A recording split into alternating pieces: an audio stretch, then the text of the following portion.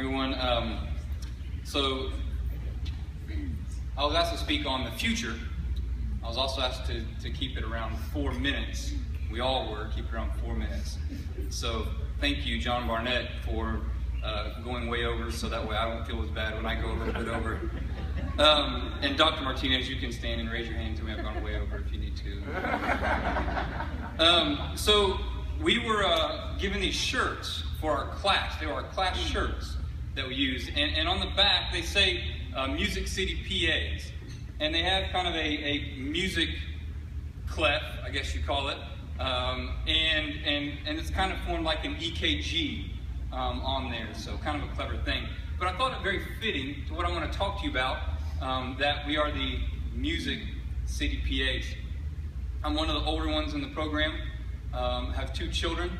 And they kid me a lot about being one of the older ones. But I have 2 kids, and so I would often have to study at home with kids at home and try to find time to squeeze that in there, or try to lock myself in some room. But it was almost inevitable that if I began to study at home while the kids were awake, that's when they would choose to play with their loudest toys when I would try to study. They have one toy that it's a musical toy where their uncle gave it to them, where you take different instruments and you put it down in this lower section. Every time you add an instrument, it would play the noise of that instrument in the same melody or tune as all the other instruments you had down there playing. You could move the drums down and it would play the correct rhythm of whatever song you had playing. You could move the violin down and it would play the violin noises in the same melody or harmony that all the other instruments were playing. Sometimes when I think about God, I think of him like that, like a musical composer. And the whole earth is his song. Creation is his song. It's his masterpiece. And Jesus came to show us how to be in tune with that song. See, we're all kind of parts of that song. Really, we're all kind of writing our own songs. The question isn't whether or not you're playing a song. It's really, is your song in tune with God's? And Jesus came to show us how to be in tune with God's song. See, God he's generous. He's loving. He's giving. And so if I'm stingy and I'm not very giving, then in essence I'm really being out of tune with God's song. My song is out of tune. God is full of love and unconditional. When we see somebody who is giving, who is so selfless and sacrifices themselves for others, then it strikes a chord. It inspires others who see that.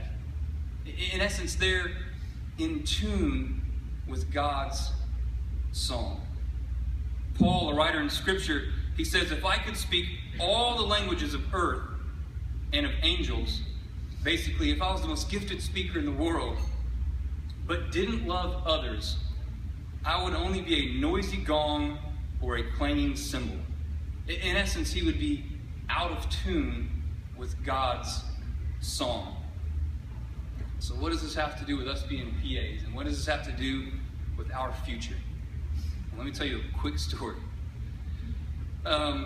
It's from a movie called Mr. Holland's Opus. Now, most of you in the PA program probably haven't seen Mr. Holland's Opus because you're 24 years old. But some of us older ones may have seen Mr. Holland's Opus, or your parents may have seen Mr. Holland's Opus. It's a song about a man who was a musical composer, and he wanted to write music. He wanted that music to make him famous, to make him a living. But it didn't quite happen that way for him. He instead became a high school band teacher in a small town. He spent the last, the 30 years of his career as that small town high school band teacher. The whole time he was working on this one piece, this one musical piece that he had hoped would make him famous, but never did. When Mr. Holland retired, the town gathered to put on a kind of a ceremony for him, kind of a surprise ceremony. He walked in and saw that a lot of the students that were his band students, past and present, were there gathered, and a lot of them were gathered to play his song, his masterpiece, his opus. But before they played that song, one of these students of his, who went on to become the governor of the state, she introduced the band. And she said this. She said, "Mr. Holland had a profound influence on my life and a lot of lives that I know. But I have a feeling that he considers a great part of his own life misspent. Rumor has it he was always working on this symphony of his. And this was going to make him famous, rich, probably both. But Mr. Holland isn't rich and he isn't famous, at least not outside of our little town. So it might be easy for him to think himself a failure. But he would be wrong, because I think that he has achieved a success far beyond riches and fame. Look around you, Mr. Holland. There's not a life in this room that you have not touched, and each of us is a better person because of you. We are your symphony, Mr. Holland. We are the melodies and the notes of your opus. We are the music of your life." Throughout your career as a PA, you will in essence be writing a song.